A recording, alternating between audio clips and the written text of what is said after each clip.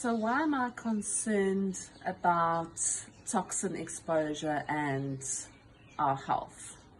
I really like to refer to the term toxic burden, and that explains the chemicals that we are exposed to daily over long periods of time and how that impacts on our bodies and our brains and our health. And it's quite insightful to think about our moments of exposure every day. For example, if you've cleaned your floor with a chemical floor cleaner or towel cleaner and you walk barefoot, you'll be absorbing what's on the floor. If you're using a laundry detergent that's not free of harmful chemicals, and perhaps even a softener, every time you dry yourself with your towel, when you're wearing your clothes, anything that comes into contact with your skin, the sheets that you sleep in will cause you to have exposure to that chemical, and you can absorb it through your skin. Ultimately, your skin is your biggest organ.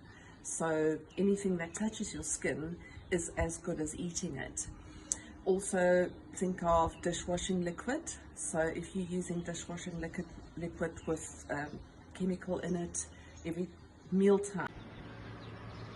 Many of you will know that when you're walking down the aisle of cleaning materials in your local supermarket, how strong that chemical smell is, and some of you might even find that you'll start developing a bit of hay fever or itchy eyes or itchy nose, and that shows you how potent some of these chemicals can be that we just bring into our homes, often without thinking that a company who manufactures that have not considered how that would impact on our health.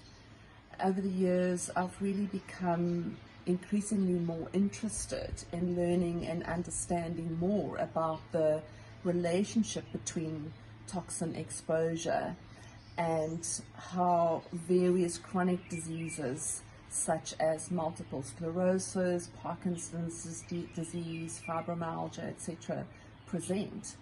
And if we ignore the exposure to toxic chemicals when it comes to treating these diseases or finding solutions on how to help these clients, we will really be limiting our ability to deal with the root cause. So it's very important for us to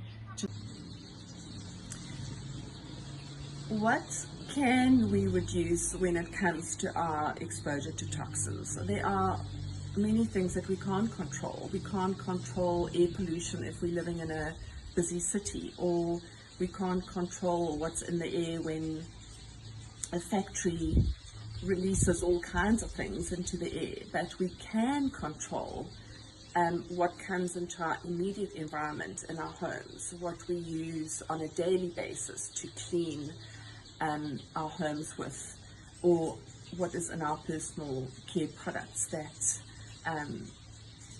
that will be absorbed into our system. So I think it's important to look at the things that we can control and the decisions that we can make based on that knowledge.